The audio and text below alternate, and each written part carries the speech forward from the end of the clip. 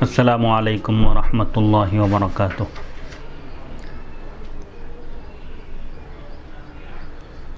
حضرت سید عبدالقدیر حسینی رحمۃ اللہ علیہ المعروف نورانی پاشا رحمۃ اللہ علیہ کا قائم کردہ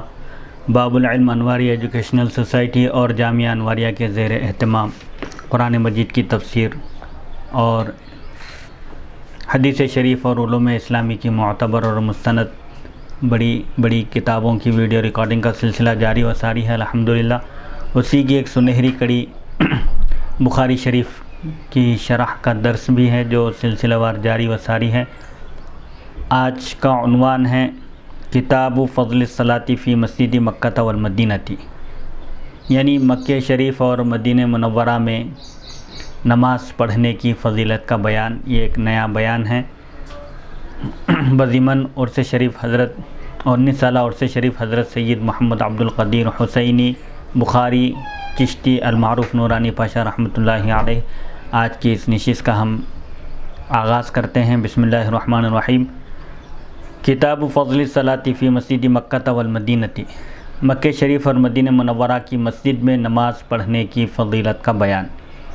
باب فضل الصلاۃ فی مسجد مکہ والمدینہ، یعنی مکہ شریف اور مدینہ منورہ یعنی مسجد نبوی میں نماز پڑھنے کی فضیلت کا بیان۔ اس عنوان میں اگرچہ مطلقاً نماز کا ذکر ہے مگر اس سے مراد نفل نماز ہے۔ حدیث نمبر 1188۔ حدثنا حفص بن عمر قال حدثنا شعبة قال اخبرني عبد الملك عن قزاعة قال سمعت ابا سعيد رضي الله تعالى عنه قال اربعا قال سمعت من النبي صلى الله عليه وسلم وكان غزا مع النبي صلی اللہ علیہ وسلم 12 غزوة۔ امام بخاری رحمۃ اللہ علیہ روایت کرتے ہیں ہمیں حفص بن عمر نے حدیث بیان کی، انہوں نے کہا ہمیں شعبہ نے حدیث بیان کی، انہوں نے کہا مجھے عبد الملک نے خبر دی قزاعہ سے، انہوں نے کہا میں نے حضرت ابو سعید خدری رضی اللہ عنہ سے 4 حدیثیں سنی۔ انہوں نے کہا میں نے نبی کریم صلی اللہ علیہ وسلم سے سنا اور وہ نبی کریم صلی اللہ علیہ وسلم کے ساتھ 12 غزوات یعنی 12 جنگوں میں شریک رہے تھے۔ اس حدیث کی تشریح صحیح بخاری حدیث نمبر 586 میں گزر چکی۔ حدیث نمبر 1159۔ حدثنا علی قال حدثنا سفیان عن الزہری عن سعید عن ابی ہریرہ رضی اللہ تعالی عنہ عن النبی صلی اللہ علیہ وسلم قال لا تشد الرحال الا الى 3 مساجد المسجد الحرام ومسجد الرسول صلی اللہ علیہ وسلم ومسجد الاقصی۔ امام بخاری رحمۃ اللہ علیہ نے فرمایا ہمیں علی نے حدیث بیان کی، انہوں نے کہا ہمیں سفیان نے حدیث بیان کی زہری سے، انہوں نے سعید سے، انہوں نے حضرت ابو ہریرہ رضی اللہ عنہ سے، وہ بیان کرتے ہیں کہ نبی کریم صلی اللہ علیہ وسلم نے فرمایا صرف 3 مسجدوں کی طرف سفر کے لیے کجاوے کسے جائیں، یعنی صرف 3 مسجدوں کی طرف ثواب کی نیت سے اس میں نماز پڑھنے کی نیت سے سفر کیا جا سکتا ہے۔ وہ 3 مسجدیں ہیں مسجد حرام، دوسری مسجد مسجد نبوی اور تیسری مسجد اقصی۔ مسجد حرام، مسجد نبوی اور مسجد اقصی کے علاوہ اور کسی مسجد میں نماز پڑھنے کی نظر ماننا، منت مانگنا جائز نہیں ہے۔ علامہ ابن بطال لکھتے ہیں فقہا کے نزدیک یہ حدیث اس شخص پر محمول ہے، یعنی اس حدیث شریف کا مصداق حدیث شریف اس پر محمول کی جا سکتی ہے جو ان 3 مساجد کے علاوہ کسی اور مسجد میں نماز پڑھنے کی نظر مانے، یعنی ان 3 مسجدوں میں نماز پڑھنے کا ثواب عام مسجدوں کے مقابلے میں زیادہ ہے، اسی لیے ان 3 مساجد میں نماز پڑھنے کی نیت سے سفر کیا جا سکتا ہے۔ ان 3 مساجد کے علاوہ بقیہ سب مساجد فضیلت میں اجر و ثواب میں برابر کا درجہ رکھتے ہیں۔ امام مالک نے کہا جس نے کسی ایسی مسجد میں نماز پڑھنے کی نظر مانی جس میں کسی سواری پر سفر کیے بغیر جس مسجد تک نہیں پہنچا جا سکتا تو وہ اپنے شہر کی مسجد میں نماز پڑھ لے، سوائے اس کے کہ وہ مکہ، مدینہ یا بیت المقدس کی مسجد میں نماز پڑھنے کی نظر مانے تو اس پر سفر کر کے وہاں جانا لازم ہے۔ ان 3 مساجد کے علاوہ اگر کسی اور مسجد میں نماز پڑھنے کی نظر مانے تو اس پر امام مالک کے پاس یہ لازم ہے کہ وہ اپنے ہی شہر کی کسی مسجد میں نماز پڑھ لے۔ علامہ ابن بطال فرماتے ہیں جس نے صالحین کی مسجد میں نماز پڑھنے، بزرگوں کی، نیک لوگوں کی مسجد میں نماز پڑھنے کی اور ان سے صالحین سے تبرک برکت حاصل کرنے کا ارادہ کرے تو اس کے لیے یہ مباح ہے، یعنی یہ درست ہے۔ نیک لوگوں کی مسجد میں نماز ادا کرنا، ان سے برکت حاصل کرنے کی نیت سے ان کی مساجد کا رخ کرنا یہ جائز ہے، خواہ وہ سواری پر سفر کر کے جائے یا نہیں، اور اس حدیث کی ممانعت، اس حدیث میں جو منع کیا گیا ہے اس کے لیے نہیں ہے۔ اگر یہ اعتراض کیا جائے کہ حضرت ابو ہریرہ رضی اللہ عنہ سفر کر کے کوہ طور پر گئے، جب وہ واپس آئے تو ان کی ملاقات حضرت بصرہ بن ابی بصرہ سے ہوئی اور انہوں نے ان کے اس سفر پر ناگواری کا، ناپسندیدگی کا اظہار کیا اور ان سے کہا اگر میں آپ کے نکلنے سے پہلے آپ سے ملاقات کر لیتا تو آپ نہ نکلتے، یعنی میں آپ کو سفر کی نیت سے وہاں میں آپ کو جانے نہ دیتا۔ میں نے رسول اللہ صلی اللہ علیہ وسلم کو یہ فرماتے ہوئے سنا ہے کہ 3 مساجد کے علاوہ کسی اور مسجد کی طرف ثواب کی نیت سے بغرض ثواب سفر نہ کیا جائے۔ اس سے یہ معلوم ہوا کہ حضرت بصرہ کا مذہب یہ تھا کہ اس حدیث کو عام عموم پر محمول کیا جائے، یعنی اس حدیث کا مفہوم عام ہے، مسجد حرام، مسجد نبوی اور مسجد اقصیٰ کے علاوہ کسی اور مسجد میں زیادہ ثواب کی نیت سے سفر کر کے جانا درست نہیں ہے، اور ان 3 مساجد کے سوا کسی مسجد کی طرف بھی کسی بھی حال میں سفر نہ کیا جائے، اور اس میں نظر ماننے والا اور نفلی طور پر سفر کرنے والا دونوں بھی داخل ہیں۔ اس کا جواب یہ ہے کہ معاملہ اس طرح نہیں ہے۔ حضرت بصرہ نے حضرت ابو ہریرہ رضی اللہ عنہ پر اس لیے اعتراض کیا تھا کہ حضرت ابو ہریرہ رضی اللہ عنہ مدینہ منورہ سے گئے تھے، جہاں پر ان 3 مساجد میں سے ایک مسجد ہے مسجد نبوی جو مدینہ منورہ میں ہے، جس کی طرف سفر کرنے کا حکم دیا گیا، اور جو شخص اس طرح ہو، یعنی جو مکے میں یا مدینہ میں یا مسجد اقصیٰ کے قریب رہتا ہو تو اس پر لازم ہے کہ وہ اس مسجد میں نماز پڑھے۔ اگر حرم میں ہو، مسجد مکے میں ہو تو مسجد حرام میں نماز پڑھے، اور اگر مدینہ میں ہو تو مسجد نبوی میں نماز پڑھے۔ اور حضرت ابو ہریرہ رضی اللہ عنہ کی حدیث میں یہ ذکر نہیں ہے کہ انہوں نے طور پر جانے کی نظر مانی تھی، یعنی نظر مانے تھے اس لیے گئے، ایسا ذکر نہیں ہے، اور یہ ظاہر ہے کہ وہ نفلی طور پر کوہ طور پر گئے تھے، یعنی ایسے ہی برکت حاصل کرنے کے لیے جس پہاڑ پر اللہ کی تجلی نازل ہوئی تھی حضرت موسیٰ علیہ السلام پر، اس پہاڑ سے برکت حاصل کرنے کے لیے آپ نفلی طور پر گئے تھے، نظر مان کر نہیں گئے تھے، اور مدینے میں جو ان کی مسجد تھی وہ کوہ طور سے افضل تھی۔ فقہا کا اس میں اختلاف ہے کہ جو مدینے میں ہو اور وہ بیت المقدس کی طرف جانے کی نظر مانے تو کیا حکم ہے۔ امام مالک نے کہا وہ یعنی نظر ماننے والا پیدل بھی جا سکتا ہے اور سوار ہو کر بھی جا سکتا ہے۔ امام اعظم ابو حنیفہ اور آپ کے اصحاب نے کہا وہ مدینہ مکے کی مسجد میں نماز پڑھے، نظر مانے اگر، جبکہ وہ مکے میں ہو یا مدینہ میں، تو مسجد اقصیٰ سے افضل یہ مساجد ہیں، مسجد حرام اور مسجد نبوی، تو وہ مکے کی مسجد میں نماز پڑھ لے یا مدینہ کی مسجد میں نماز پڑھ لے۔ امام ابو یوسف نے اس پر استدلال یعنی اس پر دلیل پیش کرتے ہوئے کہا کہ مکہ اور مدینہ کی مسجد میں نماز پڑھنا بیت المقدس میں نماز پڑھنے سے افضل ہے، جیسا کہ مسجد حرام میں 1 نماز کا ثواب 1,00,000 نمازوں کا ثواب بتلایا گیا، اسی طرح مسجد نبوی میں 1 نماز کا ثواب 50,000 نمازوں کے برابر ہے، جبکہ مسجد اقصیٰ میں 1 نماز کا ثواب 25,000 نمازوں کے برابر ہے۔ اس لیے اس کی مکے یا مدینہ کی مسجد میں، مسجد نبوی میں نماز بیت المقدس کی نماز کی طرف سے کافی ہو جائے گی۔ امام طحاوی نے امام اعظم ابو حنیفہ اور امام محمد سے یہ نقل کیا ہے، ان کا یہ قول نقل کیا کہ جس نے یہ نظر مانی کہ وہ فلاں جگہ نماز پڑھے گا، پھر اس نے کسی اور جگہ نماز پڑھ لی تو یہ جائز ہے، کیونکہ نبی کریم صلی اللہ علیہ وسلم نے فرمایا میری اس مسجد میں نماز پڑھنا دوسری مسجد میں 1000 نماز پڑھنے سے افضل ہے، کہیں زیادہ بہتر ہے، سوائے مسجد حرام کے۔ اس سے مراد فرض نماز ہے نہ کہ نفل، کیونکہ رسول اللہ صلی اللہ علیہ وسلم نے فرمایا فرض کے سوا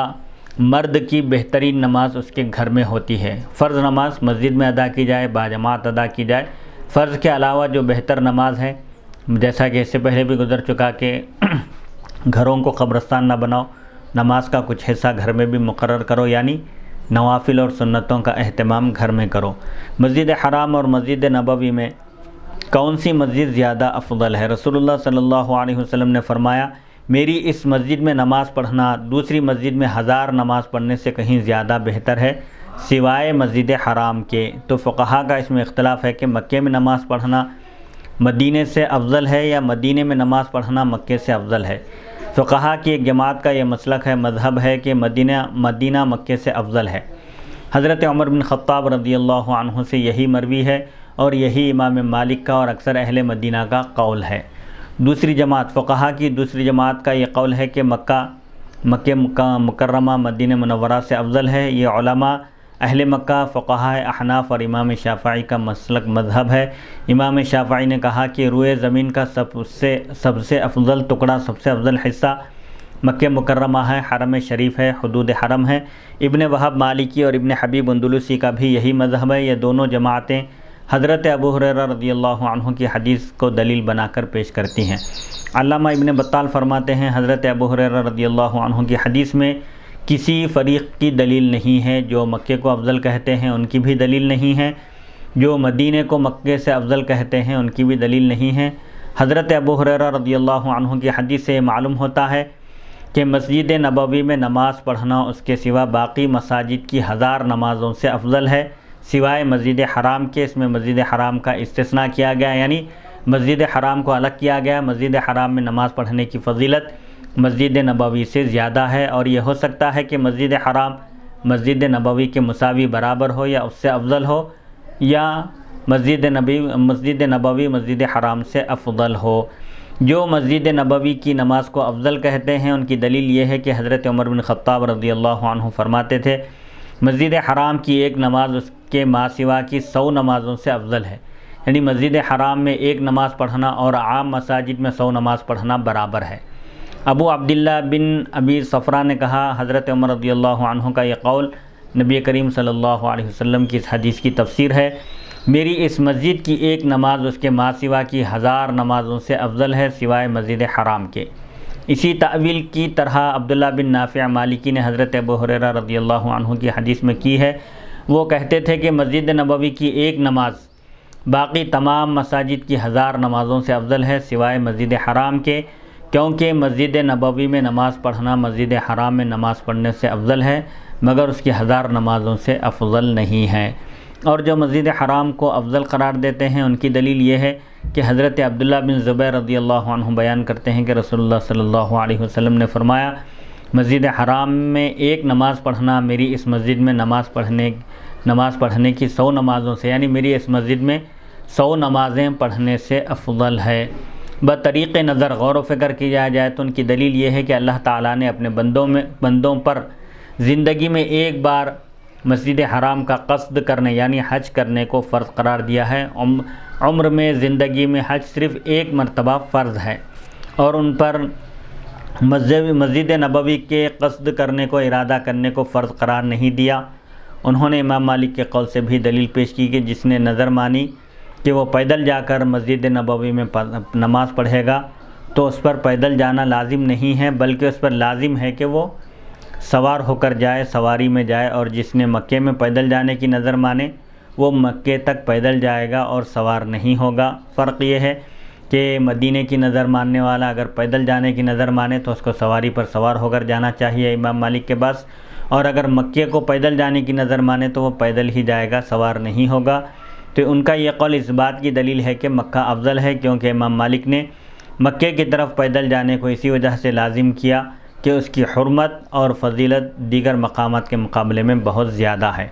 دوسری مساجد کے بنسبت کعبے میں نماز پڑھنا 1,00,000 نمازوں سے افضل ہے۔ عام مساجد کا حکم الگ ہے اور کعبے کی حرمت اور اس کا مقام و مرتبہ الگ ہے۔ علامہ غلام رسول سعیدی صاحب فرماتے ہیں میں کہتا ہوں کہ علامہ ابن بطال نے کعبے میں نماز پڑھنے کی فضیلت میں وہ احادیث ذکر کی ہیں جن میں یہ ذکر ہے کہ دوسری مساجد کے مقابلے میں کعبے میں نماز پڑھنا 1000 نمازوں سے افضل ہے، مگر بعض احادیث میں یہ بھی ذکر ہے کہ دوسری مساجد کی بنسبت کعبے میں نماز پڑھنا 1,00,000 نمازوں سے افضل ہے۔ ایک نماز کا ثواب 1,00,000 نمازوں کے ثواب کے برابر ہے۔ حضرت جابر رضی اللہ عنہ بیان کرتے ہیں کہ رسول اللہ صلی اللہ علیہ وسلم نے فرمایا میری مسجد میں نماز پڑھنا دوسری مساجد میں نماز پڑھنے کی بنسبت 1000 نمازوں سے افضل ہے، سوائے مسجد حرام کے، اور مسجد حرام میں ایک نماز پڑھنا اس کے سوا دوسری مساجد میں 1,00,000 نمازوں سے افضل ہے۔ علامہ شعیب الارناؤط اور ان کے شرکاء نے لکھا ہے اس حدیث کی سند صحیح ہے۔ حضرت انس بن مالک رضی اللہ عنہ بیان کرتے ہیں کہ رسول اللہ صلی اللہ علیہ وسلم نے ارشاد فرمایا مرد کا اپنے گھر میں نماز پڑھنا ایک نماز ہے، اور اس کا محلے کی مسجد میں نماز پڑھنا 25 نمازوں کے برابر ہے، اور اس کا جامع مسجد میں نماز پڑھنا 500 نمازوں کے برابر ہے، اور اس کا مسجد اقصیٰ یعنی بیت المقدس میں نماز پڑھنا 50,000 نمازوں کے ثواب کے برابر ہے، اور اس کا میری مسجد میں یعنی مسجد نبوی میں نماز پڑھنا بھی 50,000 نمازوں کا ثواب رکھتا ہے، اور اس کا مسجد حرام میں نماز پڑھنا 1,00,000 نمازیں پڑھنے کی طرح ہے۔ علامہ بوصیری متوفی 840 ہجری نے کہا کہ اس حدیث کی سند میں ابو الخطاب دمشقی ہے اور یہ مجہول ہے، اور اس کے بارے میں کوئی معلومات نہیں ہے، اور زریق ہے ابو زرعہ نے کہا کہ اس کی روایت میں کوئی حرج نہیں ہے، اس کی روایت لی جا سکتی ہے، اس پر اعتبار کیا جا سکتا ہے۔ ابن حبان نے اس کا ثقات میں ذکر کیا اور ضعفاء میں بھی، یعنی ابن حبان نے ثقات میں بھی ذکر کیا اور ضعفاء میں بھی اس کا ذکر کیا، اور کہا اس کی روایت سے استدلال درست نہیں ہے، کب؟ جبکہ وہ روایت میں منفرد ہے، اکیلا ہو۔ اگر یہ اکیلے راوی ہو روایت میں تو اس وقت ان پر اعتبار نہیں کیا جا سکتا، البتہ اگر دوسرے راوی بھی ہیں، وہی روایت دوسرے راویوں سے بھی اگر آ رہی ہے تو تب اس پر اعتبار کیا جا سکتا ہے۔ علامہ غلام رسول سعیدی صاحب فرماتے ہیں، میں کہتا ہوں اگر اس حدیث کی سند ضعیف ہو تو پھر بھی فضائل اعمال میں ضعیف السند حدیث معتبر ہوتی ہے۔ یہ تمام محدثین اور شارحین کا متفقہ